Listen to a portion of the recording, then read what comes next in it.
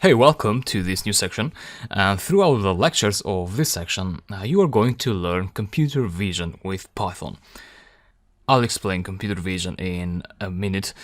That's what you're going to learn in this section, and then in the next section we'll build an application that detects moving objects from the computer webcam and stores and visualizes the times when the objects entered and exited the video frame.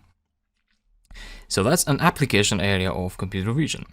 Now, maybe you have an idea of what computer vision is, but if not, I'll explain it now.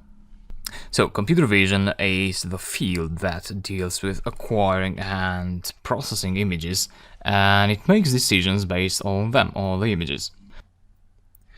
So, you pass an image to the computer, and the computer tries to understand it, and it can do certain things, such as it can tell you how many faces there are in the image, and what color dominates the image, and so on. Now, computers are dumb. I mean, you have to tell them what to do exactly. And that's where Python comes in. We'll use Python to load images and process them and do things like face and motion detection.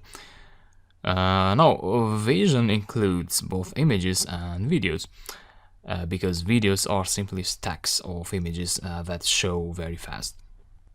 So computers, and therefore Python, use the same commands to read images and videos. And you can do computer vision with Python using OpenCV.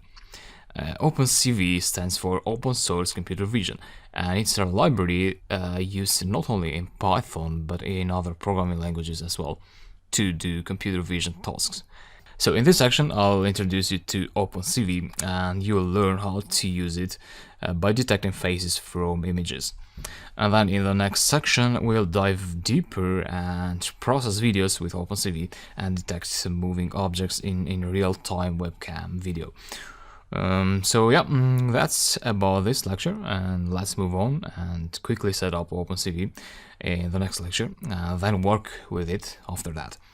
So yeah, thanks, and see you in the next lecture.